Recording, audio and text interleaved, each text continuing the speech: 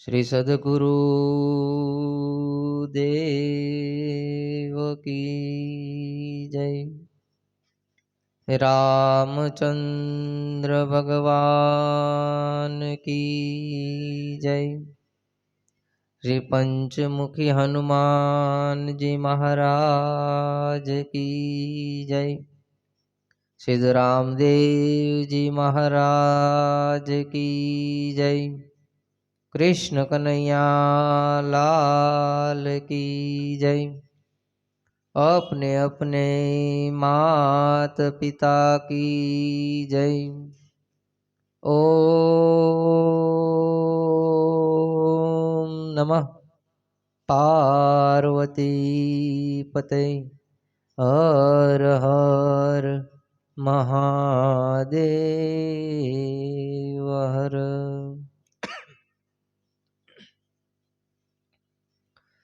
गुरु पद गावा स्नेह थी।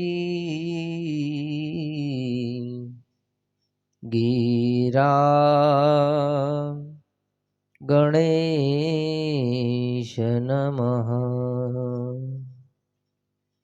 कंठ कमल मा आपजो। वाणी शुद्ध विचार। आइए हनुमंत बिराजिए। महिमा गाऊ मति अनुसार। प्रेम सहित आसन धरू। पधारो पवन कुमार। पधारो पवन कुमार। अमर एंधाणी आपड़ा। पधार्या अजमलनी द्वार। धर्म रक्षणना कारणे लीधो प्रभु तमे अवतार। बोलिए सद्गुरु महाराज की जय। मेरे गुरु राम को बार बार वंदना। मेरे गुरु राम को बार बार वंदना। प्यारे गुरु राम को बार बार वंदना। प्यारे गुरु राम को बार बार वंदना। बार बार वंदना हजार बार वंदना। बार बार वंदना हजार बार वंदना। सद्गुरु साहेब को बार बार वंदना। सद्गुरु साहेब को बार बार वंदना। सत्य साहेब को बार बार वंदना। बार बार वंदना हजार बार वंदना। बार बार वंदना हजार बार वंदना।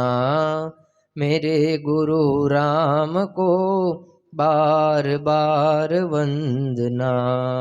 सद्गुरु साहेब को बार बार वंदना। बोलिए अपने अपने गुरु महाराज की जय।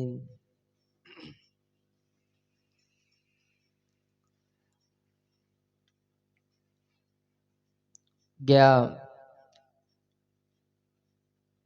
દિવસમાં આપણે બાબા રામદેવજીના વિવાહ સુધી પહોંચ્યા હતા. રામદેવજી મહારાજના અનેક પરચા છે.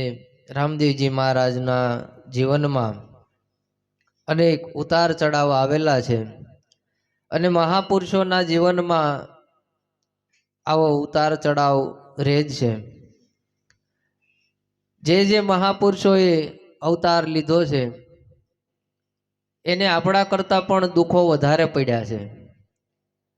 આપણે નહીં જેવી બાબતમાં દેવી દેવતાને પરેશાન કરીએ છીએ કે અમારું આ કામ કરી દો તો અમે આમ કરીશું, આ કામ કરી દો તો આમ કરીશું, ભગવાન અમારું આ કામ નથી કરતા, આમ નથી કરતા. પણ દરેક મહાપુરુષોના જીવનમાં જો નજર નાખીએ તો આપણા કરતાં દુઃખો એને વધારે પડ્યા છે. છતાં તેઓ આ પદ સુધી પહોંચી ગયા છે. તો મારે ને તમારે એમના જીવન ચરિત્રથી એમના જેવું જીવન કેમ જીવવું, આ સંસારમાં રહેવા છતાં આ સંસારથી અલગ કેમ રહેવું, તે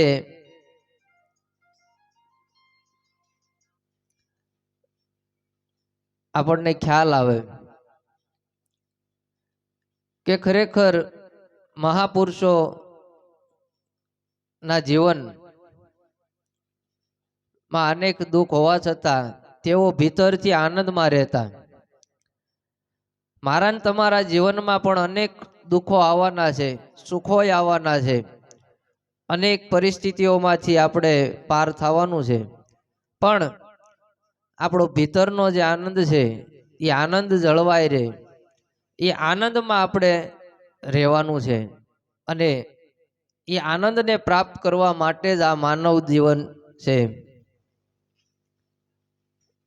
જેમ આપણે ટીવી જોતા હોય અને ટીવીમાં ગમે એવી લડાઈ થતી હોય, ગમે તેવી માથાકૂટ થતી હોય, ગમે એવી મારામારી થતી હોય, છતાં આપણે ટીવી જોયા કરીએ અને આપણને સહેજ પણ ફેર પડતો નથી.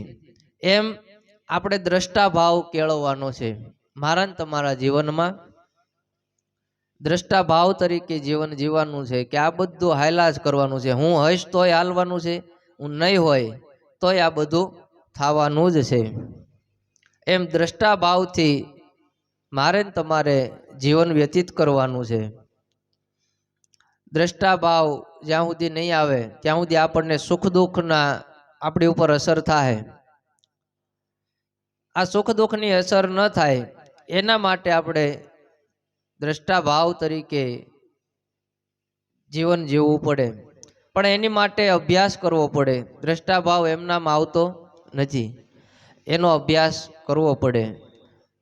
તો મારા ને તમારા જીવનમાં એ દ્રષ્ટા ભાવ આવે.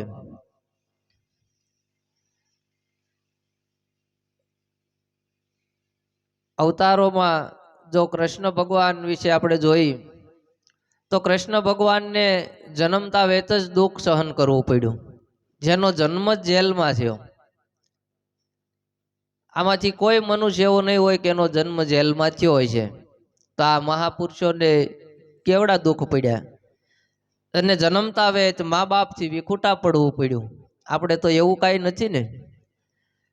અને વિખૂટા પડ્યા પણ એને ગોકુળમાં મૂકવા ગયા છે વાસુદેવજી.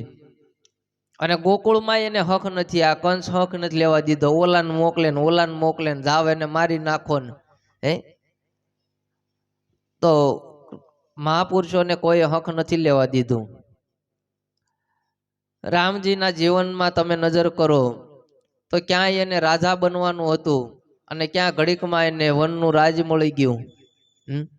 છતાં એના મુખ ઉપર સહેજ પણ તમને એવો ભાવ દેખાણો નહીં કે એને દુઃખ પડ્યું છે. રામદેવજી મહારાજના જીવનમાં પણ અનેક આવા પ્રસંગો આવ્યા છે. એટલે મને ને તમને રામદેવજી મહારાજ એ બતાવવા માગે છે કે તમારા નિજ સ્વરૂપમાં તમે કાયમને માટે રહ્યો. ગમે તેવી પરિસ્થિતિ આવે પણ ભીતરથી આનંદમાં રહેવાનું છે. આનંદ ભીતર છે, આનંદ બહાર ક્યાંય છે નહીં. જેને જેને આનંદ મળ્યો છે એને ભીતર મળ્યો છે. મીરાબાઈને કોઈ એવું કીધું હતું કે એ મીરા, તું બહુ કૃષ્ણ કૃષ્ણ કરે છો તો તને કૃષ્ણ મળશે ખરી? એટલે મીરાબાઈ કીધું કે કૃષ્ણ મળે કે ન મળે એનું મને કાંઈ ગમ નથી, કે મને એની કાંઈ ઓલી નથી, પણ એ કૃષ્ણને પામવા માટે જે મને આનંદ મળે છે એ આનંદને માટે હું દોડું છું. એટલે પરમાત્માને જે પ્રાપ્ત કરવા માટે જે આપણી ભીતર આનંદ છે એ આનંદને કાયમને માટે ટકાવી રાખો. હવે ધીરે ધીરે રામદેવજી મહારાજના જીવનમાં જોકે જે અવતાર કાર્ય હતા એ બધા પૂર્ણ થયા છે. હવે રામદેવજી મહારાજે વિચાર કર્યો છે કે મારું અવતાર કાર્ય અહીંયા પૂરું થયું છે. મહાપુરુષો પોતાનું કાર્ય પૂરું થાય એટલે અહીંથી પોતાના ધામ જતા રહે છે. જેમ આ ધરતી ઉપર આવે એટલે અમુક કચરો બચરો સાફ કરવો પડે. આપણે કોઈ મકાન નવું લીધું હોય ને આપણે 2 મકાન હોય અને જૂના મકાને આપણે આંટો મારવા ગયા હોય તો ધૂળ હોય કંઈક જાળા હોય તો આપણે નથી સાફ કરીને આવતા કે મકાન સારું થઈ જાય. એમ મહાપુરુષો આ ધરતી પર આવે અને અમુક આવા જે ધૂમ જાળા ને આવું બધું હોય ને એને હમાનમા કરતા જાય અને પોતાનું અવતાર કાર્ય પૂરું થતા પોતે નિર્વાણ પદને પામે છે. હવે રામદેવજી મહારાજે વિચાર કર્યો છે કે હવે મારું આ કાર્ય પૂરું થયું. રામદેવજી મહારાજના વિવાહ પછી ઘણા રામદેવજી મહારાજે સામાજિક કાર્યો કર્યા છે, પાઠ પૂજાઓ કરી છે, ઘણી જગ્યાએ બીજોત્સવ કર્યા છે, પૂનમના ઉત્સવ કર્યા છે અને લોકોને સત્ય માર્ગે વાળ્યા છે અને એક મતે રહેવા માટે બધાને પ્રેરણા કરી છે અને ઊંચ નીચના જરા પણ ભેદભાવ વગર, નાત જાતના ભેદભાવ વગર બધાએ એકમતતા થઈને રહેવાનો આવો બધાને બોધ આપ્યો છે. ધીરે ધીરે જીવન વ્યતીત થાય છે. અજમલ રાજા, મિનળદેવ બધા બહુ ખુશ છે, નેતલદેવ પણ બહુ ખુશ છે અને રામદેવજી મહારાજને એક પુત્ર રત્ન પણ છે અને એનું નામ છે સાદા. રામાપીરના પુત્રનું નામ સાદા. અને આ સાદા નામનું એક ગામ પણ છે. વર્તમાનમાં અત્યારે જોઈ તો રામદેવરા જે છે રણુજા, ત્યાંથી 13 કિલોમીટર દૂર ઉત્તર દિશામાં આ સાદા નામનું ગામ આવેલું છે અને ત્યાં આ સાદાજી છે એમના વંશજો ત્યાં હજી રહે છે. એક દિવસ રામદેવજી મહારાજે બધા સગા સંબંધીઓને બોલાવ્યા છે, હેતુ મિત્રોને બોલાવ્યા છે અને જેમને જેમને યોગ્ય લાગ્યું તેમને આમંત્રિત કર્યા છે અને બધાને ભેગા કરી અને બેહારી અને રામદેવજી મહારાજ કહે છે કે હવે મારે અવતાર કાર્ય પૂર્ણ થયું છે એટલે મારે સમાધિ લેવાની ફરજ પડી છે. સિદ્ધ યોગીઓ પોતાની ઈચ્છાથી આ ધરતી પર આવી શકે છે અને પોતાની ઈચ્છાથી આ ધરતી પરથી રજા પણ લઈ શકે છે. અને આ વાત સાંભળી માતા મિનળ દે, અજમલ રાજા બધા રુદન કરવા લાગ્યા છે અને આંસુ ભરેલા બધા વાત્સલ્ય ભાવથી રામદેવજી મહારાજને ભેટી રહ્યા છે કે બાપા તમે રોકાઈ જાઓ. એટલે બાપાએ કીધું કે મારે જે કાર્ય હતું, જે કાર્ય માટે અજમલ રાજાને કીધું તમે જે કાર્ય માટે મને અહીંયા લાવ્યા હતા એ કાર્ય મેં પૂર્ણ કરી દીધું. હવે તમે મને આ પુત્રની નજરથી ન જોવો, આ શરીર ને બહુ તમે લાડ ન લડાવો. આ નાશવંત શરીર, આ હાડ માંસથી ભરેલું શરીર દરેકને એક દિવસ છોડવાનું છે. માટે મારે જે અવતાર કાર્ય કરવું હતું એ કાર્ય માટે મારે આ માયાનો સહારો લેવો પડે. ઈશ્વર એકલા કાર્ય ન કરી શકે, એને પણ આ માયાનો સહારો લેવો પડે. મનુષ્ય દેહ એને ધારણ કરવો પડે અને તો જ કાર્ય થાય. એટલે રામદેવજી મહારાજે બધાને વિનંતી કરી છે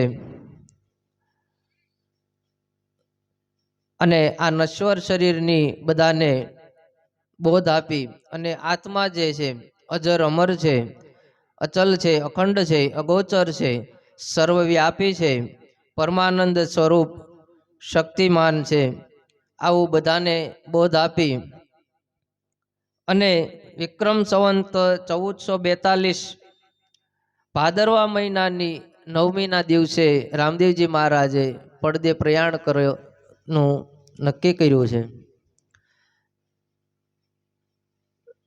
નોમના દિવસે, ભાદરવા નોમની દિવસે રામદેવજી મહારાજ ને બધાએ વાજતે ગાજતે અબીલ, ગુલાલ, કંકુ અને ફૂલથી વધાવી અને ધર્મની ધજા હાથમાં લઈ, પચરંગી ધજા હાથમાં લઈ અને નિશાન નક્કી કરવા ગયા છે. આખી રણુજા ભેગી થઈ છે અને રામદેવજી મહારાજની સમાધિની વાત સાંભળી લોકોના હૈયા ભરાણા છે. આ બાજુ રામદેવજી મહારાજ આગળ આગળ જાય છે અને બધા પાછળ પાછળ ગુણગાન ગાઈ રહ્યા છે.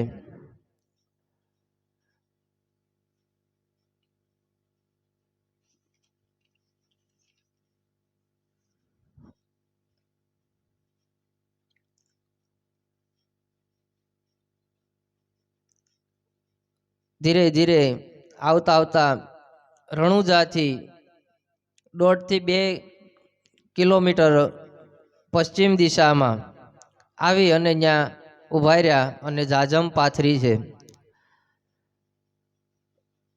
બધાય આદરણીયો, સંબંધીઓ, નગરજનો, સ્ત્રી પુરુષો ઉત્સવ ભર્યા કીર્તન કરી રહ્યા છે. કોઈની આંખોમાં આંસુ છે. રામદેવજી ની માટે જે સમાધિ ખોદાવાની હતી તે રામદેવજી મહારાજે ત્યાં બેસી અને કીધું કે આ જગ્યાએ મારે સમાધિ લેવાની છે. લોકો સમાધિ ત્યાં ખોદવા લાગ્યા છે અને ઢોલ નગારાના અવાજ આવતા થોડે દૂર ડાલીબાઈ છે એ ગાયો ચરાવતા હતા અને માણસો દોડી દોડીને જાતું હતું. એટલે ડાલીબાઈએ પૂછ્યું કે હે ભાઈ, કાંઈ પ્રસંગ છે? કાંઈ નવા સમાચાર છે? રણુજામાં આજે શું કાંઈ નવીન છે? તો કે ડાલી તને ખબર નથી? તો કે ના, મને ખબર નથી. તો કે રામદેવજી મહારાજ સમાધિ લે છે અને તને ખબર નથી? ડાલીબાએ ત્યાંથી જ મુઠ્ઠી વાળી છે કે ભાઈ સાચું કહેશો? તો કે હા. ખોટું કહું તો મને મારા રામની આંડ છે. એટલે ડાલીબાએ તરત જ મુઠ્ઠી વાળી અને જે ગાયો હતી એને કીધું કે આજે મારા છેલ્લા રામ રામ છે તમને, અને સૌ પોતપોતાના ઘરે ગાયોને કીધું કે તમે પહોંચી જાયજો. ત્યાંથી દોડતા દોડતા જ્યાં સમાધિ ગળાઈ રહી હતી ત્યાં આવી અને અવાજ કર્યો છે કે ઊભા રહેજો, કોઈ સમાધિને ખોદશો નહીં. એટલે રામદેવજી મહારાજે પૂછ્યું, કાં બેન? તો કે બાપજી તમે મને જાણે ન કરી, આમ છાનામાના કઈ સમાધિ લેવાય? તમારે મને કહેવું તો જોવે ને. હવે તમે જે સમાધિ ખોદી રહ્યા છો એ સમાધિ તમારી નથી પણ મારી છે, આવું ડાલીબાઈ બોલ્યા છે. એટલે ત્યાંના બીજા જે હોય એ કહેવા માંડ્યા એ કે ગાંડી નથી થઈ ગઈ ને એમ, આ સમાધિ તો રામદેવજી માટે છે અને તું તો આવી છો ને તેવી છો ને, ઘણા કેવા વાળા હોય એમાં આવું બધું કાર્ય હોય ત્યાં હોય જ તે કે ભાઈ તું તો હરિજનની દીકરી છો, નામ છો ને તેમ છો ને. અને ત્યારે રામદેવજી મહારાજે પાછું બધાને કીધું છે કે મેં ઊંચ નીચના ભેદભાવની ના પાડી છે. આ વર્ણાશ્રમ છે એ એક વ્યવસ્થા ગોઠવી છે, એક વ્યવસ્થા ખાતર માટે વર્ણોની વ્યવસ્થા કરવામાં આવી છે, માટે કોઈને નાત જાતથી ઊંચા નીચા ગણશો નહીં. અને ડાલીબાઈ એ શાયર જયપાલને ત્યાં દીકરી હતા એટલે કઈ હરિજન થઈ ગયા એવું નથી. એ તો ઝાડની ડાળીએથી તમને મળ્યા હતા. તો તમે નક્કી કઈ રીતે કરી શકો? આ તો એના પાલક માતા પિતા છે. એટલે ડાલીબાઈ છે એ જગદંબા છે, અવતારી છે. આવી રીતે વાતચીતો થઈ રહી છે એટલે લોકોએ કીધું કે અમે એમ ન માનીએ, અમારે પ્રમાણ જોવે. એટલે ડાલીબાઈ કે ભલે કાંઈ વાંધો નહીં, આ સમાધિમાંથી આટી દોરો અને કાંક્ષી નીકળે તો સમાધિ મારી છે. તમે સમાધિ ખોદો, આમાંથી આટી દોરો અને કાંક્ષી નીકળે તો સમાધિ મારી, નકર રામાપીરની. ભલે ભાઈઓ સમાધિ ખોદો. સમાધિ ખોદતા ખોદતા અંદરથી જે ડાલીબાએ કીધું હતું એ પ્રમાણે વસ્તુ નીકળી છે. અને બાપાને પગે લાગીને કીધું, બાપા હું આજ બેહી જાઉં. બોલો, મરવા માટે એને કેટલી તાલાવેલી. તો આ બધા મહાપુરુષોના આશીર્વાદથી થાય. દેહ છોડવો એ હસતા હસતા છોડવો એ કેવી મોટી વાત છે. એટલે રામદેવજી મહારાજે આશીર્વાદ આપ્યા છે કે ભલે ડાલી તો આજ બેહી જા, અને હું 11 ને દિવસે હું સમાધિ લઈશ. અને ડાલીબાઈ સમાધિમાં શ્રીફળ લઈ અને બેઠા છે અને સમાધિ પડદે પ્રયાણ થયા છે. લોકોએ ડાલીબાઈનો જય જયકાર કર્યો છે. બોલીએ ડાલી માત કી જય. અને નોમને દિવસે ડાલીબાઈ સમાધિ લીધી. દશમને દિવસે રામદેવજી મહારાજે દીદાર દીધા છે. રાત્રે જમા જાગરણનું આયોજન થયું છે અને રામદેવજી મહારાજ બધાને બોધ આપી રહ્યા છે. જમા જાગરણના દિવસે પાઠની સ્થાપના કરી છે, પાઠ માંડ્યો છે અને લાખોની સંખ્યામાં લોકો બેઠા છે. અને બધાને જ્ઞાન ધ્યાનની વાત કરે છે. આખી રાત વ્યતીત થઈ છે. 11ના દિવસે રામદેવજી મહારાજ હાથમાં શ્રીફળ લઈ અને સમાધિમાં ઉતરતા ઉતરતા એમણે 24 પ્રમાણ 24 આજ્ઞાઓ કરી છે કે હું પછી સમાધિ લઉં, પણ પેલા જે હું 24 આજ્ઞા જે ફરમાન તમને કહું છું એ સૌએ પાળવાના છે. જો તમે આ 24 ફરમાન પાળશો તો જરૂર હું જે ગતિને પામ્યો છું એ ગતિને તમે પણ પામશો. દરેકની ભીતર તત્વ પડ્યું છે, પીરત્વ પદ પડ્યું છે, તત્વ છે જ, પણ એને જગાડવાની જરૂર છે. મારી ને તમારી અંદર આ તત્વ છે, પણ આપણને ખબર નથી કે આને ઓળખવું કેમ, આને જગાડવું કેમ, આને જાણવું કેમ. એવા કોઈ સુરતાધારી કોઈ સંત મળી જાય તો એના ચરણે જઈ અને આપણે પ્રાર્થના કરવી જોઈએ કે મને બાપજી આ માર્ગ બતાવો, તો એ જરૂર આપણને નિર્વાણ પદ સુધી લઈ જાય. નિર્વાણ પદ કોને કીધું? કે જ્યાં વાણીનો વિષય જ નથી. નિર્વાણ કે જ્યાં વાણીનો વિષય નથી, જ્યાં વાણી પહોંચી નથી શકતી, એવા પદ સુધી આપણને પહોંચાડે છે. એટલે રામદેવજી મહારાજ બધાને આજ્ઞા કરે છે. તો પહેલું ફરમાન શું કીધું છે કે પાપથી કાયમ દૂર રહેવું અને ધર્મમાં આપવું નિજ ધ્યાન, જીવ માત્ર પર દયા રાખવી, ભૂખ્યાને દેવું અન્નદાન. પાપથી કાયમ દૂર રહેવું. તો પાપ આપણે 3 પ્રકારે થાય: મનસા, કર્મણા ને વાચા.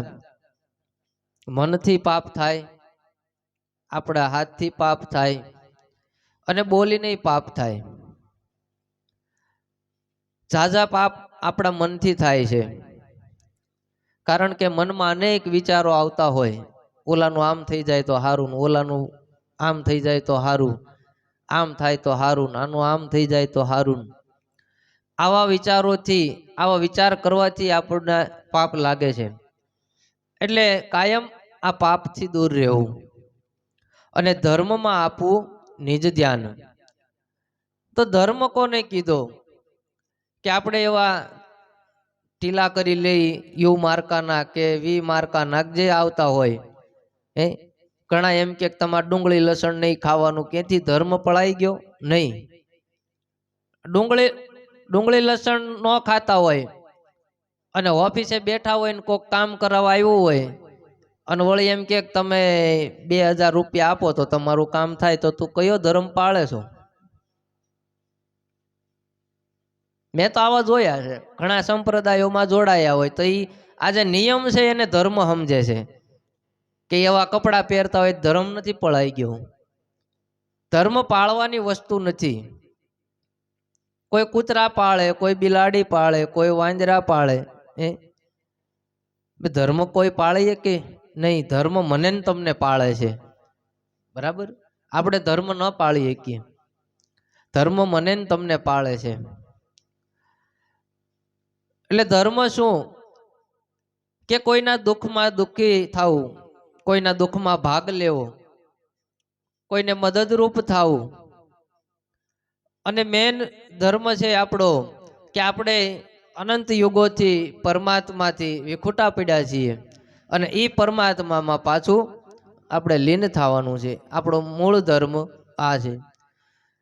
જેમ દરિયામાંથી બાષ્પ થઈ અને પાણી છે એ ઉપર વાદળ બંધાય છે, વાદળનો વરસાદ થાય છે, એ વરસાદ નદીઓમાં જાય છે અને એ નદીઓનું પાણી પાછું સમુદ્રમાં આવે છે. જ્યાંથી છૂટું પડ્યું હતું ત્યાંથી પાછું ગમે એમ કરીને, ગમે કાંઈ આડું આવતું હોય, પથરા બથરા તોડીને હું ખટ કેમ રસ્તો કરી અને હું મારા મૂળ સ્થાને જાઉં. એમ મારો ને તમારો મૂળ ધર્મ આ છે કે આપણે જ્યાંથી આવ્યા છીએ ત્યાં આપણે પાછું જવું છે, ત્યાં પહોંચી જવાનું છે. એટલે મૂળ ધર્મ મારો ને તમારો આ છે. અને જીવ માત્ર પર દયા રાખવી. કોઈ પણ જીવ, પછી પશુ પક્ષી હોય તોય ભલે, નાના નાના જીવ જંતુ હોય તોય ભલે. ઘણા લોકો આ જીવ જંતુ હાલ્યા જતા હોય ને એને મારી નાખે ને, જેટલો મોટા જીવનો તમે હિંસા કરો એટલું જ આમાં પાપ લાગે. કેમ કે આત્મા બધામાં હરખો છે. નાનો જીવ હોય તોય ભલે, મોટું જીવ હોય તોય ભલે. હાથીમાંય આત્મા એટલો છે અને કીડીમાંય આત્મા એટલો જ છે. એટલે દરેક જીવ ઉપર દયા રાખવી. ભાગવતમાં જળ ભરતની કથા આવે છે એ જડ ભરતને જ્ઞાન થયું એટલે એક રાજાની પાલખી, રાજાએ એને હુકમ કર્યો કે તારે પાલખી ઉપાડવાની છે એમ. એટલે પાલખી એને ઉપાડી છે અને હાલ્યા જાય એટલે જ્યાં કીડી મકોડા કે એવું રસ્તામાં ભાળે એટલે ઠેકડો મારે. એટલે ઓલો રાજા અંદર બેઠો બેઠો ઉલ્લે અને પછી એને માર્યા છે, ઓલા કોડાથી માર્યા એને. અને પછી તો એને ભૂલનો પસ્તાવો થયો છે રાજાને કે મેં કોઈ મહાપુરુષને માર્યા છે. પછી એને ખબર પડી. એટલે પેલા એને કીધું કે તમે કેમ આમ કૂદકા મારો છો, સીધી રીતે હાલતા નથી આવડતું એમ. પણ એને નક્કી જ કર્યું હતું કે આપણે કાંઈ બોલવાનું થતું નથી. કારણ કે પૂર્વ જન્મમાં એ રાજા હતા. રાજા થઈ અને એને એનું કાર્ય પૂરું કરીને એને નક્કી કર્યું કે મારે હવે ભજન કરવું છે. ભજન કરવા જંગલમાં ગયા. જંગલમાં જાતા એને એક હરણના બચલા હારે એવું પ્રેમ ભાવ થઈ ગયો કે એનો જીવ એમાં જ રહી ગયો, બચલામાં જ. અને હરણનું ધ્યાન રાખવામાં રહ્યા અને ભજન કરતા જાય. પણ હરણનું ધ્યાન કરતા કરતા એનો દેહ છૂટ્યો. એટલે આવતા જન્મમાં એ હરણ થયા. એ જન્મ એનો છૂટ્યો એટલે આ એને યાદ હતું. એટલે પાછા એક બ્રાહ્મણના ઘરે એમનો જન્મ થયો અને ન્યાય એને ખબર હતી કે હું પાછલા જન્મમાં હરણનું જો ચિંતન કર્યું હતું તો મારે હરણનો અવતાર લેવો પડ્યો હતો. એટલે મારે કોઈને યાર બોલવું નથી અને કોઈનું કાંઈ ચિંતન નથી કરવું. એટલે એને જડ ભરત કહેતા. ખબર એને બધી પડતી પણ જડ જેવું એનું જીવન કરી નાખ્યું હતું. મારે કોઈને યાર કાંઈ લેના દેના નહીં. એટલે જડ ભરતમાં જો કેવી સમજણ હતી કે નીચે કીડી મકોડા હાલ્યા જાય તોય નીચે જોતા જોતા હાલે કે મારા પગ નીચે આવી અને ચેપાઈ ન જાય. એટલે દરેક જીવ માત્ર પર દયા રાખવી અને ભૂખ્યાને દેવું અન્નદાન. કોઈ ભૂખ્યા તરસ્યા આપણે આંગણે આવ્યા હોય અથવા ક્યાંય આપણે જોઈ જઈએ તો એને અન્ન આપવું, ટુકડો આપવો એ આપણી ફરજ છે. બીજું ફરમાન છે ગુરુચરણમાં પાપ પ્રકાશો અને પરમાર્થ કાજે રહેવું તૈયાર. જો જ જેવું જાણી લેજો કરવો સાર અસારનો વિચાર. કે ગુરુચરણમાં પાપ પ્રકાશો. તો ગુરુચરણ કોને કીધા? કે ગુરુના પગ હોય એ તો છે જ, પણ જે ગુરુનું આચરણ છે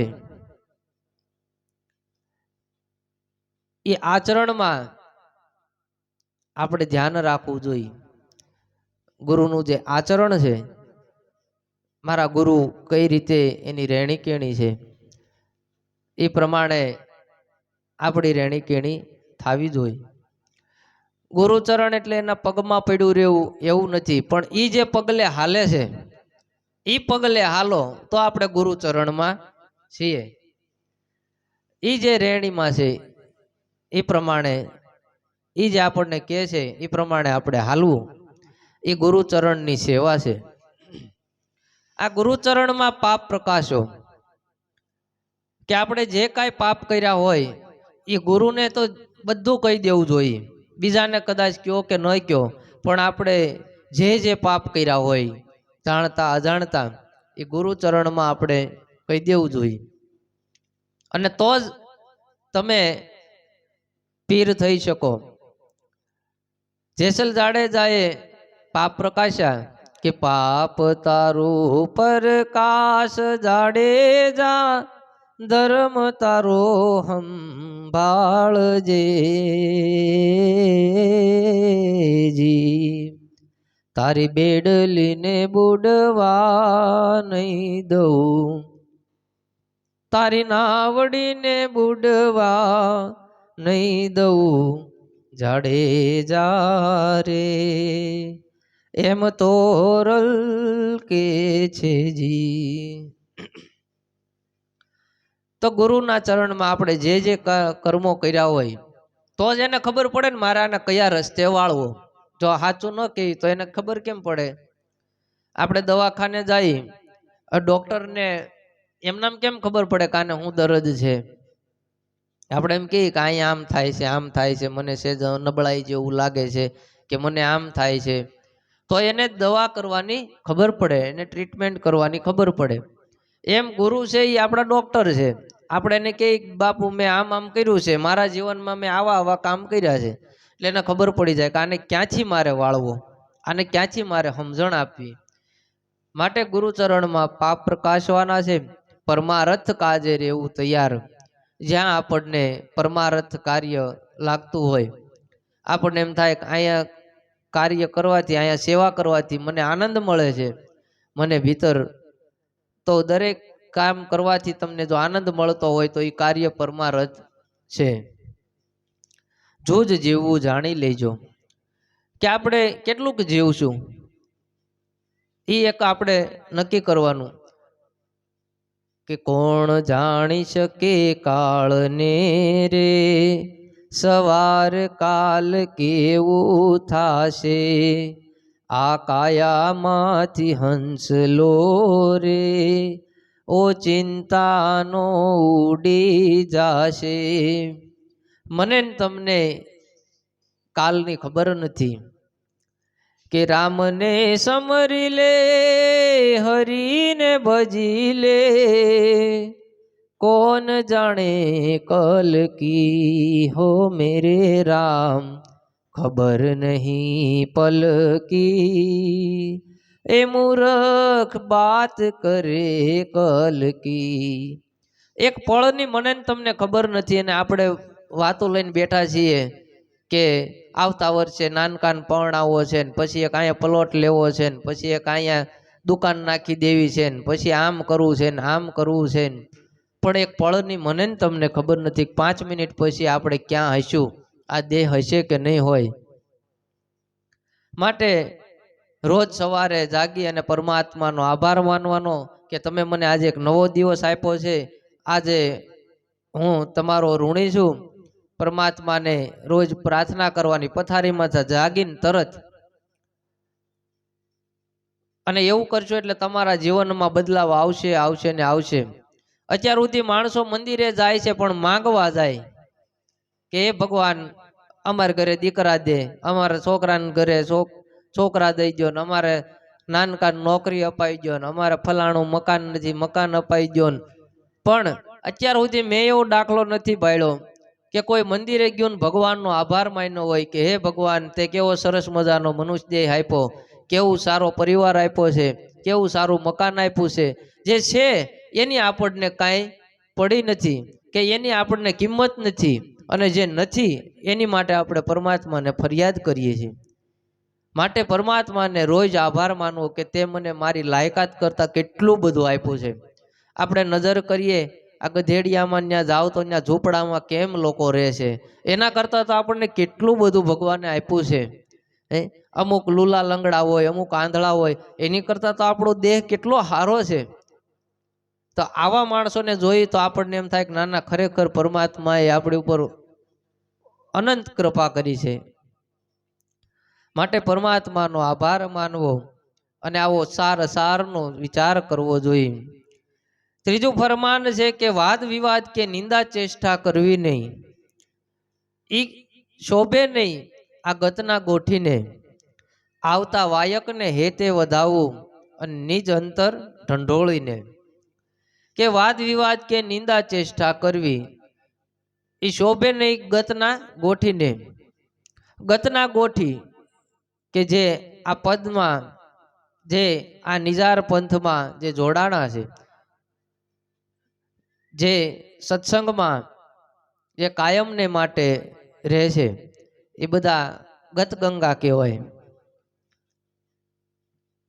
જેને સત્સંગનો જ રસ છે, જેને કાયમ માટે આ સંસારને અલવિદા કરી અને પોતાના નિજ સ્વરૂપને જાણવા માટે જે તાલાવેલી થઈ રહી છે, એ તમામ ગતગંગા કહેવાય. અને આ ગતગંગાના જે ગોઠી છે, જે લોકો છે, એમને વાદ વિવાદ કરવાની નહીં, નિંદા ચેષ્ટા પણ કરવી નહીં. જો એવું આપણા જીવનમાં આવે તો આપણે આ પદ સુધી ન પહોંચી શકીએ. મારે ને તમારે જો પરમાત્માને પામવો હોય તો કામ, ક્રોધ, લોભ, મોહ, ઈર્ષા, રાગ, દ્વેષ આનાથી પર થવું પડશે, આનાથી છૂટવું પડશે. આ બધું આપણા જીવનમાંથી જાય એટલે પરમાત્મા છે જ આગો નથી. આવતા વાયકને હિતે વધાવવું.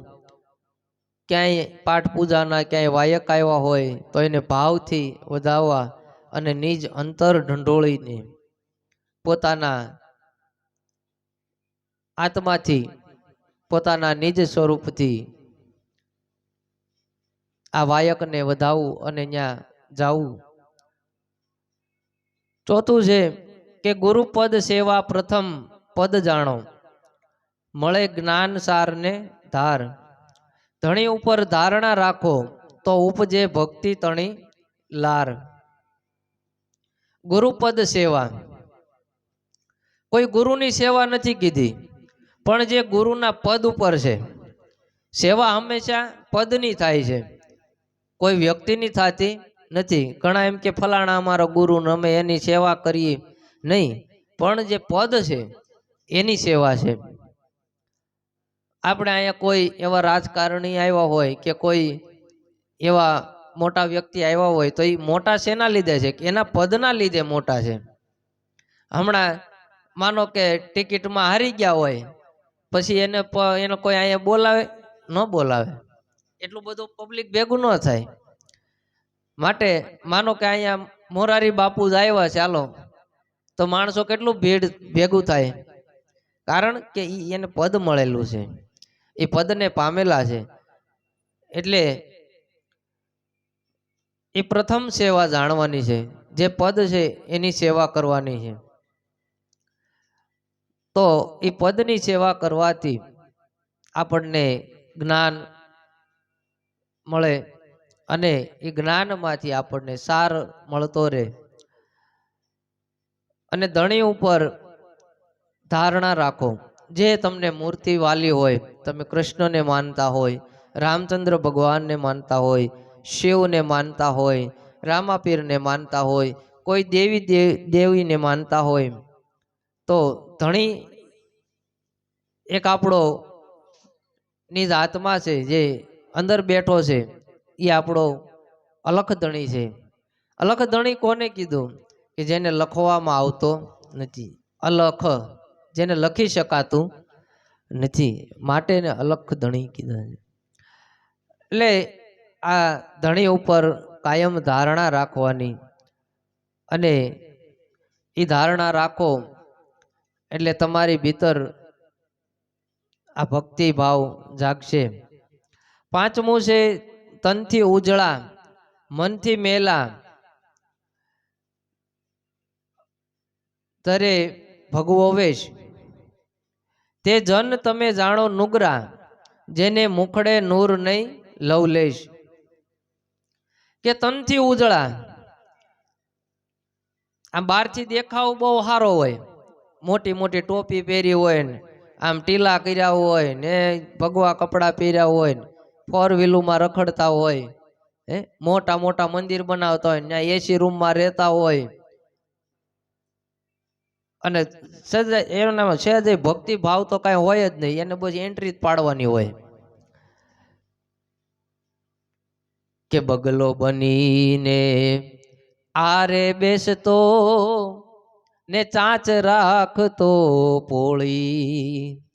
બગલો બનીને આરે બેસતો ને ચાંચ રાખતો પોળી. એને ખાવાનું કાંઈ મળ્યું નહીં, એણે દરિયો નાખ્યો ડોળી. મૂરખને દાઢડી થઈ છે ધોળી, એણે જોયું નહીં કાંઈ ખોળી. કે બગલો બનીને આરે બેઠતો,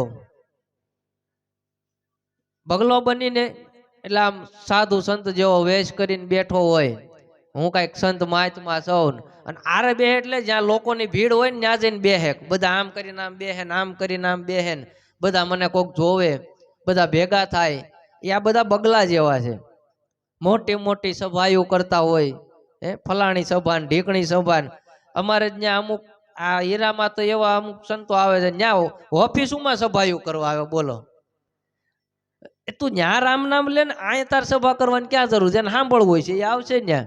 પણ આ બગલા જેવા છે, એને બધાને પબ્લિક ભેગું કરવું છે, ભેગું કરે તો એને 5 પૈસા આવે ને. અને અમારે હીરાના શેઠિયા હોય એવા કે મંડે ઊંધા માથે કાંઈ જોવે નહીં કે આમાં કાંઈ શેક નહીં, લેવાનું શેક નથી, મંડે પધરામણીઓ કરવાનું. કારીગર બચારો ભૂખ્યો મરતો હોય અને ઓલાને કાજુ બદામ ખવડાવે. આ 6 મહિનાથી મંદી છે, તો કારીગરને 5 પૈસા દેવા હોય તો એનો જીવ નથી હાલતો. હમણાં અમારે ઓફિસોમાં પધરામણીઓ કરી તો 51,000 રૂપિયા બોલો ખાલી પધરામણીને આપ્યા, અને આવડી મોટી થાળી ભરી અને કાજુ ને બદામ ને. હવે એને શું જરૂર છે? તું આ ખાવા સાધુ બન્યો છો? આ હાટુ સંત બન્યો છો? પણ માણસોને ઊંધા રવાડે ચડાવી દીધા છે. આ બધા બગલા છે. અને પાછો પોતાનો જ ભગવાન હાચો, બીજાના ભગવાનની પાછી કાંઈ એને ઓલી નહીં. આ અત્યારે બધું આવું બહુ હાલે છે, એનો જ ભગવાન હાચો. ભાઈ તમારો મહાપુરુષ હોય છે થાશો, પણ તમે બીજાના દેવી દેવતા વિશે હું કામ આમ તેમ બોલો છો? તો તમે સંતને લાયક જ નથી. તમારામાં જો ભેદ બુદ્ધિ હોય તો તમે સંતને લાયક નથી. પૈસા વાળો આવે તો એને ડાઇનિંગ ટેબલ ઉપર બેહારીને જમાડે, એની માટે પાછી જમવાની વ્યવસ્થા અલગ. અને આપણી જેવા સાધારણ માણસો હોય તો પાછા એની અલગ વ્યવસ્થા. આવા ભેદ બુદ્ધિ છે, છતાં લોકો એને સંત માને છે. આમાં કેમ આને સંતનું બિરુદ આપે છે? અને પાછી પાસ સિસ્ટમ હોય, પાસ હોય ને એને જ અંદર આવવાનું. બગદાણા વહી આવો, તમારા જેટલા હોય એટલાને લઈને. એક જ પંગજમાં મોટો શેઠ હોય તોય ભલે, તો ઝૂંપડામાં રહેતો હોય તોય ભલે.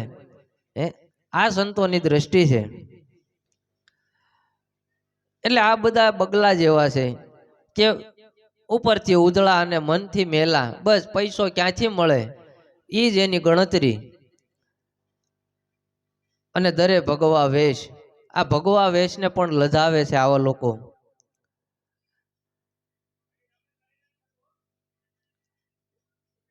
અને એવા માળાને નુગરા કીધા છે, કારણ કે એના મુખડે સહેજ પણ નૂર લવલેશ ન હોય.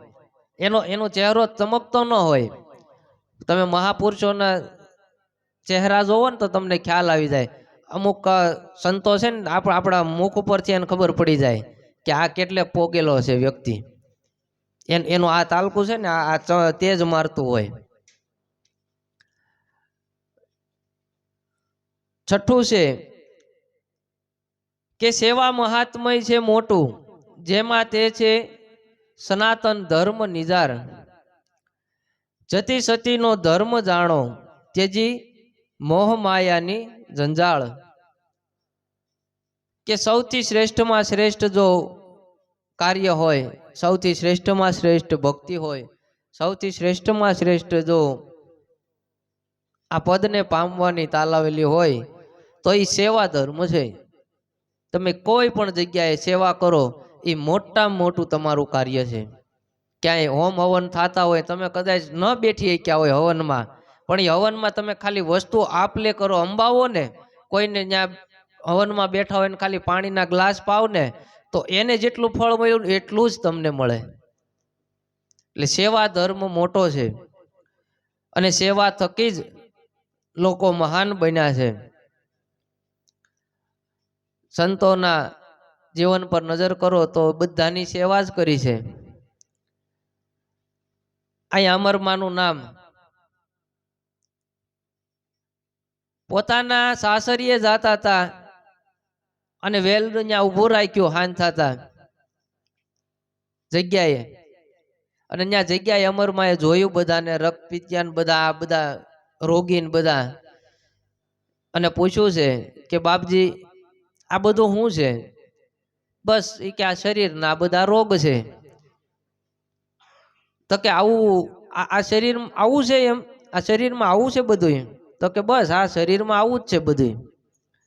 અને ત્યાંથી એને મુઠ્ઠી વાળી અને કીધું છે કે ભાઈ મારે હવે અહીંયા જગ્યામાં રોકાઈ જવું છે. એનું હૃદય પરિવર્તન કેવું થઈ ગયું, સાસરે જાતા હતા ત્યાંથી રહી ગયા તો અમરમાનું નામ અમર થઈ ગયું છે. હે, લોકોની સેવા કરી છે. નકર રક્તપિત્ત વાળાની પાસે કોઈ જાય નહીં. અમે આણંદનગર રહેતા, ત્યાં લેપ્રેસી હોસ્પિટલ છે, ત્યાં બધા રક્તપિત્ત વાળાનું બધાને સારવાર કરે છે. એટલે અમે મંડળવાળાને એવો ભાવ થયો કે બધાને ત્યાં જમાડવા જવું છે. એટલે અમે જાતા હતા ને તે અમને બધા રોકવા વાળા કેટલાય મળ્યા કે તી ચેપી રોગ છે ને આમ છે ને તેમ છે ને ત્યાં જવાય નહીં, ત્યાં પછી તમને એને ચેપ લાગી જાહે ને. પણ અમે એના ભરોસે ગયા હતા કે જે થવું હોય થાય, પણ અમારો મૂળ ધર્મ છે સેવા ધર્મ, અમારે સેવા કરવી છે. અને ત્યાં બધા રાજી રાજી થઈ ગયા હો અમને ભાળીને, કારણ કે એના કુટુંબના એના ઘરના દીકરા દીકરી એને મળવા નથી આવતા. બોલો, ચેપી રોગ છે એમ કહી દીધું, ત્યાં આવતા બધા બીવે છે. અને અમે તો ભેટી પડ્યા હતા હો. હા, મેં કીધું જે થવું હોય થાય, બાકી આ બધાને આપણે હમાઈને મળી લેવાનું છે. અને બધાને પૂછ્યું તમારે શું ખાવું છે. એક ડોશીમાં કે મારે આઈસ્ક્રીમ ખાવો છે, એક કે મારે આ ખાવું છે. પછી અમે અઠવાડિયું રહીને રવિવારની જે રજા આવી ત્યારે અમે બધી વસ્તુ લઈને બધાને જમાડ્યા. અને એ બધા આનંદ જે થયો છે, હજી સુધી અમને કોઈને કાંઈ રોગ લાગ્યો નથી. કારણ કે તમે સત્કર્મ કરવા જાઓ ત્યાં પરમાત્મા તમારી હારે હોય ને હોય. એટલે સેવા ધર્મ છે એ મોટામાં મોટું છે. જતી સતીનો ધર્મ જાણો, ત્યજી મોહ માયાની જંજાળ. જતી સતી, હવે આ જતી સતી કોને કહેવા? આપણે મોટા ભાગે એવું માનીએ કે ભાઈ પુરુષ હોય એને જતી કહે છે, અને કોઈ એવી પતિવ્રતા સ્ત્રી હોય તો એને સતી કહે છે. હા, એક વાત છે ખરી, પણ ખરા જતી સતી શબ્દ અને સુરતા, આ જતી સતી છે.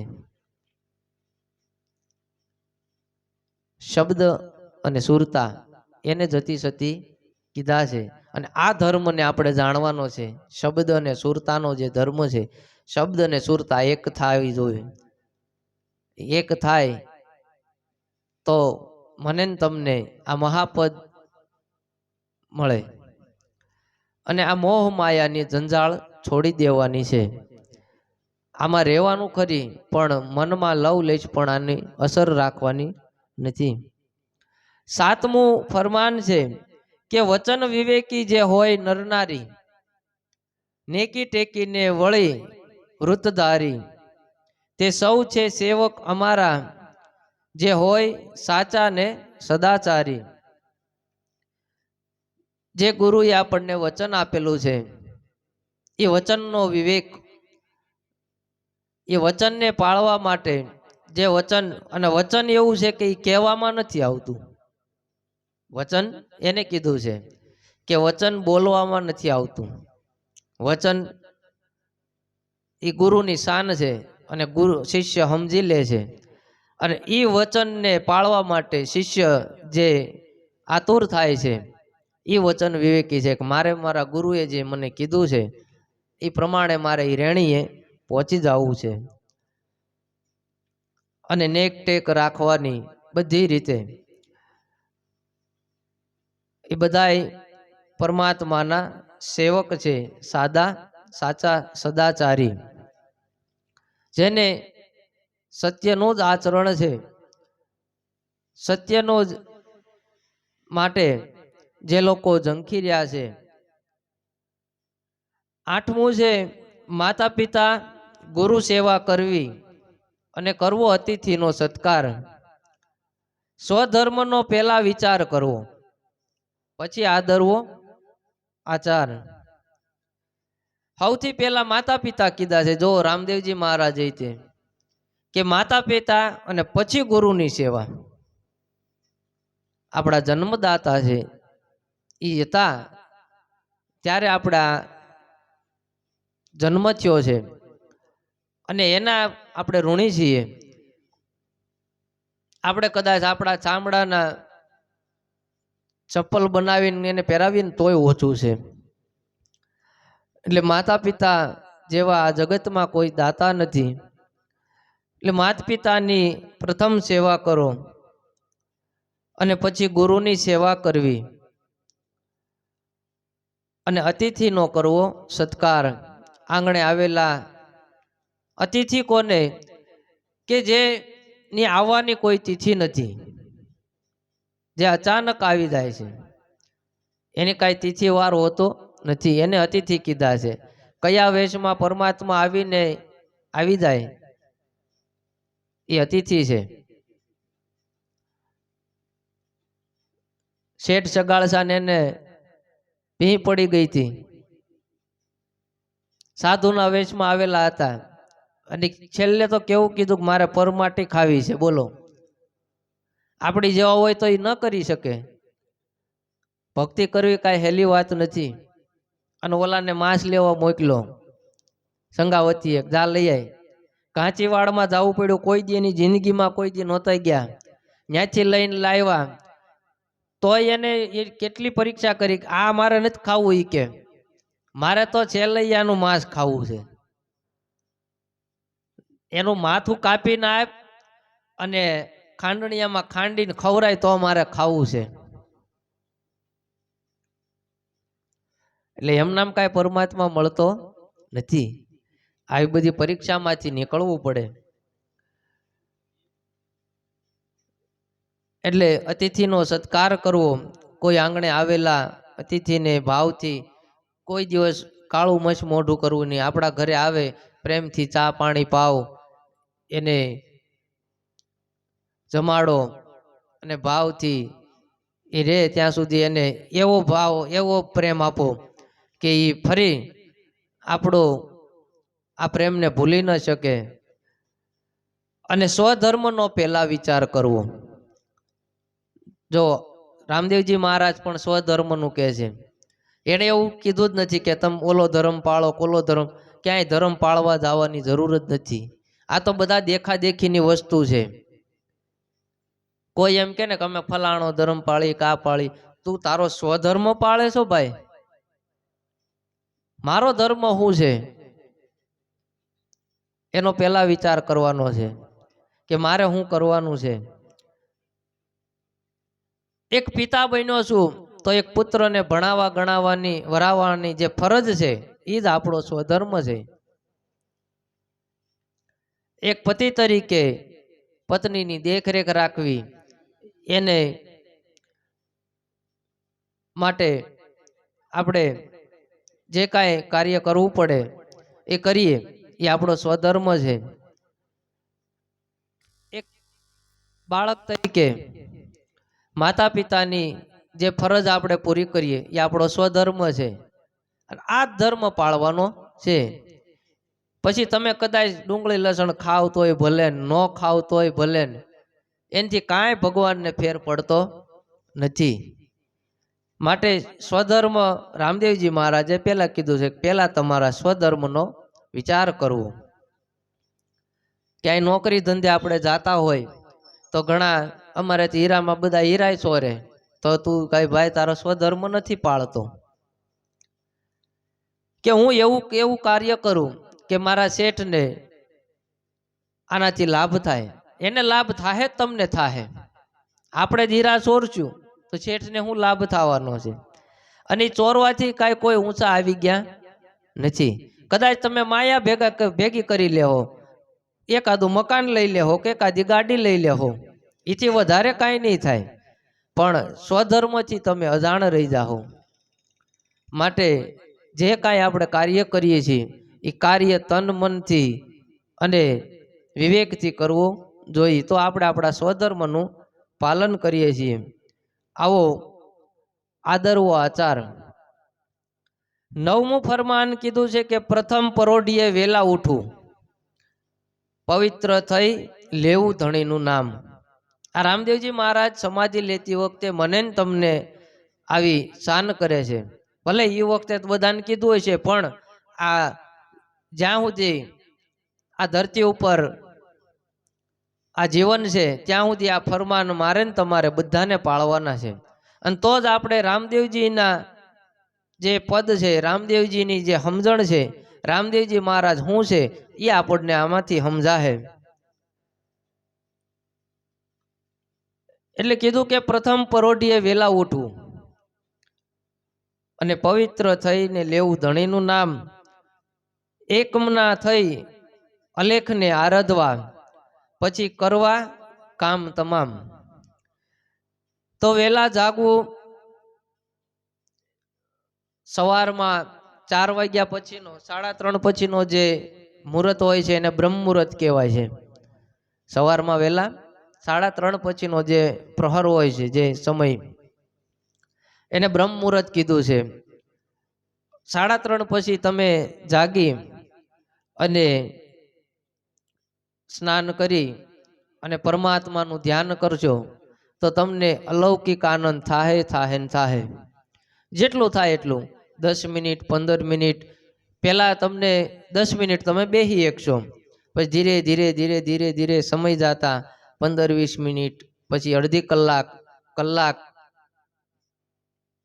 તમે 3 કલાક જો એક આસને બેસી શકો તો તમે અમુક સમય પછી તમે અંતરયાત્રા કરી શકો.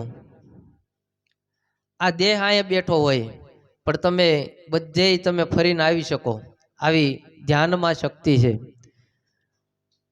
પણ ધીરે ધીરે થાય, તરત ન થાય આ બધું. એટલે એક આસને બેહી અને ધણીનું નામ લેવાનું. ધણીનું એટલે જે તમને મૂર્તિ વાલી હોય, તમને જેમાં પ્રીતિ હોય, જે તમને વાલા લાગતા હોય.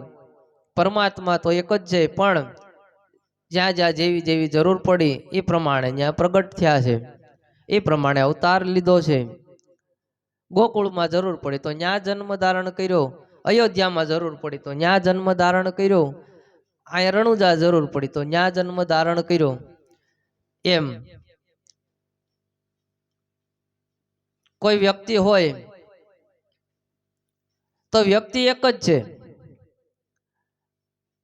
પણ એના સ્વરૂપ કેટલા કેટલા પડે જોઈજો તમે. કે નોકરીએ જાય તો ત્યાં સાહેબ હોય અથવા ત્યાં કોઈ વર્કર તરીકે હોય, પછી ઘરે આવે તો પત્ની માટે એ પતિ થાય છે, દીકરા માટે પિતા થાય છે, માની માટે દીકરો થાય છે, બેન માટે ભાઈ થાય છે. બધા નામ અલગ અલગ છે, પણ માણસ તો પોતે એક ને એવડું. એમ પરમાત્મા એક છે. જ્યાં જ્યાં જેવી જરૂર પડી એ પ્રમાણે ત્યાં અવતાર લઈ અને પ્રગટ થયા છે. એકમના થઈ અલેખને આરાધવા. એકમના કેમ થવું? કે તમે ધ્યાન માટે બેસો એટલે સંતો એમ કે છે કે 45 મિનિટ સુધી મનમાં નકરા વિચાર આવે. તમને ધ્યાનમાં બેહવા ન દે. આ મન છે ને એ તમને ધ્યાન ન કરવા દે, કારણ કે એની સત્તા જાય. આ ઇન્દ્રાસનનું ઇન્દ્રાસન ડોલે આવી રીતે. આખ્યાનમાં આવે છે ને, ખબર હશે કે રજમલ રાજા તપમાં બેઠા હોય એટલે ઇન્દ્રનું ઇન્દ્રાસન ડોલવા માંડે.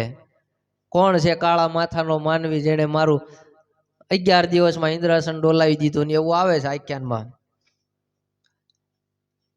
એટલે આ ઇન્દ્રિયો બધી આમ રૂંધાવા લાગે કે હવે અમારું શું થાય એમ. અમારે આ બધા અમારા ભોગો જોતા છે, એનું કેમ થાય? આંખને સારું સારું જોવું છે, પિક્ચર જોવું છે, આ જોવું છે. જો ધ્યાનમાં બેસી જાય તે બધું ન જોવાય. કાનને બધાની નિંદા કુથલી સાંભળવી છે, ન સાંભળવાનું સાંભળવું છે, એનું બધું કાર્ય બધું અટકી જાય. એટલે આ ઇન્દ્રનું ઇન્દ્રાસન ડોલવા માંડે એટલે તમને ધ્યાનમાં બેહવા ન દે. પણ 45 મિનિટ સુધી જો એક ધારા બેસી જાઓ એટલે ધીરે ધીરે તમારા મનના જે વિચારો છે, મનમાં જે ઉથલ પુથલ છે, એ ધીરે ધીરે હાવ શાંત થઈ જાય. પાણીમાં જેમ તમે પથ્થરો મારો એટલે તરંગો આમ થવા માંડે, પણ પછી એને વાટ જોવી પડે. એ તરંગો રોકાય નહીં. પછી તમે ગમે એટલો પ્રયત્ન કરો પણ એની વાટે વાટે બેહવું પડે, ક્યારે હવે પાણી સ્થિર થાય. એમ આપણે ધ્યાનમાં વાટે બેઠવું પડે કે મન સ્થિર થાય. અને મન જ્યારે તમારું સ્થિર થઈ ગયું એટલે તમારું ધ્યાન લાગી ગયું. ભજન આવે છે નારાયણ સ્વામીનું કે મન કે તરંગ માર લે હો ગયા ભજન, મન કે તરંગ માર લે. મનના તરંગો તમારા શાંત થઈ જાય એટલે ભજન થઈ ગયું. આમાં બીજું કાંઈ છે નહીં. આ સીધી સીધી વાત છે. આમ કરો ને તેમ કરો ને, આમાં લાંબુ કાંઈ આવતું જ નથી. ભક્તિમાં ભજનમાં ભક્તિ કરવી તો શું છે કે આપણી આ ઇન્દ્રિયો બાહિર્મુખ છે, એને અંતર્મુખ કરી નાખો એટલે ભક્તિ થઈ ગઈ. આમાં બીજું કાંઈ આવતું નથી. આ વૃત્તિ જે બહાર ફરી રહી છે એને અંતર્મુખ કરી નાખો એટલે ભક્તિ છે. તો એકમના થઈ અને અલેખને આરાધવા. અને પછી સવારમાં તમે 2-3 કલાક જે કલાક કદાચ બેહો, કલાક ભગવાનનું સ્મરણ કરો અને પછી તમ તાર બધા કામ કરવાની છૂટ છે. 10મું ફરમાન છે કે એક આસને જપવા જાપ અને જપવા અંતકરણ રાખવું નિષ્કામ. 10 ઇન્દ્રિયનું જ્યારે દમન કરશો ત્યારે ઓળખાશે આત્મારામ. કે એક આસને જાપ જપવા, એક આસને જ્યારે ધ્યાનમાં બેસો ત્યારે ઊનનું આસન લેવાનું, આસન સિવાય બેસાય નહીં. એનું કારણ શું કે આપણી અંદર ધ્યાન કરવા બેસો એટલે બ્રહ્મની ઉર્જા છે એ તમારી ભીતર આવે. આ કરંટ છે એ કરંટને જો તમે અડો એટલે તમને સોંટ લાગે, પણ નીચે તમે ચપ્પલ પહેર્યા હોય તો તમને સોંટ ન લાગે. કે નીચે લાકડા ઉપર તમે ઊભા રહી જાઓ તો તમને સોંટ ન લાગે. એમ આ ઉર્જા આવે, એ ઉર્જા નીચે પાછી વહી ન જાય એટલે આસન પાથરવાનું છે. તમે દરેક કાર્ય કરો, હવન કરો કે કોઈ પૂજા વિધિ કરો એટલે આસન લેવું જ પડે, કારણ કે આપણી અંદર ઉર્જા આવે. જો આસન ન હોય ને તો ઉર્જા સીધી જમીનમાં પાછી વહી જાય. એટલે આસન લેવાનું આ કારણ છે. અને ઊનનું આસન હોવું જોઈએ. ઊનનું આસન શ્રેષ્ઠ છે. એટલે ઊનનું આસન લઈ અને જાપ જપવાના છે. અને અંતકરણ રાખવું નિષ્કામ. અંતકરણ મન, બુદ્ધિ, ચિત્ત ને અહંકાર, આપણા 4 અંતકરણ છે. આને નિષ્કામ રાખવું કે કોઈ પણ જાતની કામના નહીં. કે હું આમ ધ્યાન કરીશ તો મને આ મળશે, હું આમ કરીશ તો મને આ પ્રાપ્ત થાય, કે હું આમ કરીશ તો મારું સારું થાય. કોઈ પણ જાતની કામના નહીં. બસ મારે ભગવાનનું ધ્યાન ધરવું છે, એક જ નિશ્ચય રાખવાનો. અને 10 ઇન્દ્રિયોનું દમન કરશો. આપણે 10 ઇન્દ્રિયોનું જ્યારે દમન કરશું અને ત્યારે ઓળખાશે આત્મારામ. ત્યાં સુધી ઓળખાશે નહીં. જ્યાં સુધી આપણે આ ઇન્દ્રિયોના માં રમણ કરીએ છીએ, જ્યાં સુધી એનું દમન નહીં થાય ત્યાં સુધી આપણો ભીતર આત્મા છે એ ઓળખાશે નહીં. આવું રામદેવજી મહારાજ આવા ફરમાન કહે છે. 11મું છે કે દિલની ભ્રાંતિ દૂર કરવી, ત્યજવા મોહમાન અભિમાન, મૃત્યુ સિવાય સર્વે મિથ્યા, માનવું સમજવું સાચું જ્ઞાન. કે દિલની જે કાંઈ આપણી ભ્રાંતિઓ છે એને દૂર કરવાની છે. અને ત્યજવા મોહ માન અને અભિમાન. જ્યાં બહુ આપણે એવું નહીં રાખવાનું કે અહીંયા જાય તો અમને માન આપશે, ત્યાં ખુરશી ટેબલ આપશે, ત્યાં બેસું. તમને આપે તોય ભલે, ન આપે તોય ભલે. આપણે આપણું કાર્ય જે કરવા આવ્યા છીએ પ્રેમથી કરીને આપણે આપણું માયા હકેલી નાખવાની. મૃત્યુ સિવાય સર્વે મિથ્યા. સત્ય છે તો એક મૃત્યુ છે કે એક દિવસ મારે ને તમારે બધાએ આ મૃત્યુને રોજ યાદ કરવાનું. જો તમે મૃત્યુને યાદ કરશો તો તમારે જીવનમાં પાપ નહીં થાય. ક્યારેય જીવનમાં પાપ નહીં થાય. એક જણો એક સાધુ પાસે આવ્યો અને કહેવા લાગ્યો કે બાપજી મારથી આ બધું છૂટતું નથી, આ મોહ માયાનું આમાં ફસાઈ ગયો છું, આમ છે ને તેમ છે ને. એટલે મંડ્યો ને વિલાપ કરવો. એટલે સાધુ કે એ બધું રહેવા દે, અને આજથી 7મે દાડે તારું મૃત્યુ છે, હવે તારે કાંઈ ફાયદો છે નહીં. એટલે કે 7મે દાડે મૃત્યુ છે? તો કે હા, 7મા દિવસે, આજથી 7મા દિવસે તારું મૃત્યુ છે. હવે તું મારી પાસે આવતો હોય ભલે, ન આવતો હોય ભલે, હવે તારું જે સમય હતો એ વયો ગયો. હવે તારે જે આ 7 દિવસમાં જે કામ કરવા હોય એ કરી લે. એટલે આવ્યો ઘરે અને મંડ્યો બધાને ભેગા કરવા. છોકરાને કે આ બધું તમે સંભાળજો ને, એની ઘરવાળીને કે તું આ સંભાળી લેજે ને, આ મકાન તો કે ફલાણાના નામે કરી દો ને, આ મકાન આના નામે કરી નાખું, આ ફેક્ટરી આનું આમ આના નામે કરી નાખું. હાવ કોરો થઈ ગયો. 1 દી 2 દિન મંડ્યો ભગવાનનું નામ લેવા. મહાત્માને કીધું હતું મારાથી ભજન નથી થતું, હું ભક્તિ નથી કરી શકતો એમ. એટલે 7 દિવસમાં મંડ્યો સવારથી સાંજ સુધી ભગવાનનું નામ લેવા, તંબુરો લઈને રામ રામ રામ રામ મંડ્યો જપવા. 1લો દિન, 2જો દિન, 3જો દિન, જેમ દિવસો ઓર આવતા જાય એમ મંડ્યો ભક્તિ વધારવા કે મારે તો હવે જે 7 દિવસ છે એમાં કામ કરી લેવું છે. બધાને ખબર છે કે છેલ્લે રામ નામ સિવાય કાંઈ હારે નથી આવવાનું. આવતા આવતા 7મો દી આવી ગયો, અને 7મા દિવસે તો એ હાવ દેહનું ભાન ભૂલી ગયો. અને 7 દી જાતા 8મો દી થયો. 8મો દી થયો તો કે હું તો હજી જીવું છું. તો કે કદાચ એકાદ દી આમ તેમ થતો હોય છે. વળી પાછો 9 દી થયા, 10 દી થયા, કાંઈ ન થયું. એને આવ્યો મહાત્મા પાસે કે બાપજી તમે કહેતા હતા ને કે 7મે દિવસે તારું મૃત્યુ છે? તો કે હા મેં તને કીધું તું. તો કે આજ 10 દી થઈ ગયા, 3 દી ઉપર વહી ગયા. કે આ 7 દિવસમાં તે કહ્યું હું કે બસ બધું બધાને સોંપી દીધું અને મંડ્યો હું રામ નામ લેવા.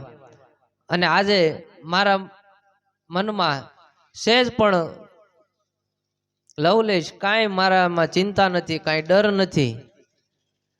તે મહાત્માએ કીધું બસ તું કહેતો તો કે મારે આ બધાથી છૂટવું છે ને તું છૂટી ગયો. તું કહેતો તો ને ભક્તિ નથી થતી. એટલે મૃત્યુ છે એ ભલભલાને ભક્તિ કરાવી દે. એટલે રોજ આપણે આપણા મૃત્યુને યાદ કર્યું. રોજ સવારમાં જાગીને શમશાનને યાદ કરવું જોઈએ કે મારે એક દિવસ અહીંયા જવાનું છે. તો જરૂર તમારી અંદર આ ભાવ જાગશે, જાગશે ને જાગશે. આપણે સ્મશાન યાત્રામાં એટલે જ જવાનું છે. આપણે ત્યાં જાય છે શું કામ? એ હાટું જ તે કે એક દિવસ મારે અહીંયા આવવાનું છે. માટે મૃત્યુ સિવાય બધું મિથ્યા છે. અને તે જ આ માનવું, સમજવું, આ જ્ઞાન સાચામાં સાચું અજ્ઞાન છે. 12મું ફરમાન છે કે સંપત્તિ પ્રમાણે સોડ તાણવી, કીર્તિની રાખવી નહીં ભૂખ. મોટપનો જો અહંકાર ત્યજશો તો મટી જાય છે ભવ દુઃખ. સંપત્તિ પ્રમાણે હોડ તાણવી, જેટલી આપણી આવક હોય એ પ્રમાણે આપણે જીવન વ્યતીત કરવું. પછી બાજુવાળાએ સીલિંગ કરાવી છે ઘરમાં ને એને 4 વ્હીલ લીધી છે ને આપણે લેવી છે, વ્યાજવાય લાવે ને અહીંથી લાવે ને આપણે એને દેખાડી દેવું છે. તો રામદેવજી મહારાજ ના પાડે છે કે આવું બધું કરાય નહીં. આપણને જેટલી આપણી આવક છે એ પ્રમાણે આપણે રહેવું જોઈએ. અને માણસને અત્યારે પદની, પ્રતિષ્ઠાની, કીર્તિની ભૂખ હોય કે હું અહીંયા જાઉં મને પદ મળી જાય. અમારે આ બધી સોસાયટીઓ બનીને ત્યાં બધાને બહુ, અમારી સોસાયટીમાં એવું હતું. અમારે એક ભાઈ હતા એને બહુ પ્રમુખ બનવાનો શોખ કે હું અહીંયા હજી નવા 5-7 ઘર હતા ને એને એમ કે હું અહીં પ્રમુખ બની જાઉં. એટલે ભાઈ આવીને 2-4 જણાને ભેગા કર્યા ને ઓલા વોટ્સએપમાં ગ્રુપ બનાવી નાખ્યું ને એ કે હું આજથી પ્રમુખ ને ઓલાને કે તું ઉપપ્રમુખ ને ઓલાને કે તું ખજાનચી ને. પછી મેં વિરોધ કર્યો. મેં કીધું તમે એમ હાથે પ્રમુખ બની જાવ એમ ન હાલે. આ સોસાયટી બધી ભરાઈ જાય, પછી સોસાયટી ભેગી થાય, તમે મીટિંગ કરો, અને મીટિંગમાં જે ન આમાં જેને પસંદ કરવામાં આવે કે ભાઈ અમારે પ્રમુખ તરીકે આ નિમવા છે, એને મેં કીધું પ્રમુખ બનવાનું હોય, તમારી હાથે મેં કીધું પદ ધારી લો, એમ ન હાલે.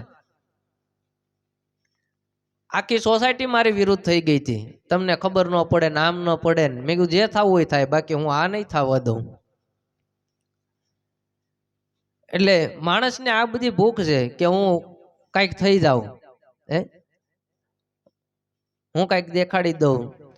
પછી અમુક પાછા 2-4 જણા એવા છે કે અમે બધા પ્રસંગો બધા કરીએ, દાંડિયા રાસના આયોજન કરે ને ઓલા આયોજન કરે ને ઓલું આયોજન કરે ને, એટલે અમે કઈક સોસાયટીમાં હારા દેખાય, અમારું કઈક ઓલું દેખાય. આ બધા લોભ છે કે અમારું નામ થાય ને બધા અમારી વાહ વાહ કરે.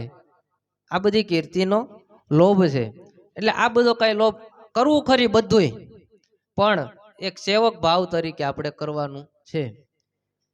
તમે કદાચ પ્રમુખ પદે જો તોય કાંઈ વાંધો નથી, પણ હું એક સેવક છું, એ પ્રમાણે તમે જો વર્તન કરો તો તમે એ પદને કદાચ ન મળ્યું હોય ને તોય તમે એ પદે જ છો. કારણ કે આપણી ફરજ છે. આપણે સોસાયટીમાં રહેતા હોય, એ સોસાયટીના દરેક કાર્યમાં આપણે ભાગ લઈ, દરેક કાર્યમાં આપણે ભાગીદાર થાય, તો એ પદને લાયક જ છે. મોટપનો અહંકાર તજવાનો છે. આપણે ભીતર મોટપ જે છે એનો અહંકાર, અહમ છે, એ ત્યજવાની વાત કરી છે રામદેવજી મહારાજે. તો મોટપ આપણે એમ કરીએ છીએ કે આ બધું હું કરું છું. નરસિંહ મહેતા કહે છે કે હું કરું તેજ અજ્ઞાનતા, શકટનો ભાર જેમ શ્વાન તાણે, એ હું કરું. આજે માણસ એવું સમજે છે કે આ બધું હું કરું છું.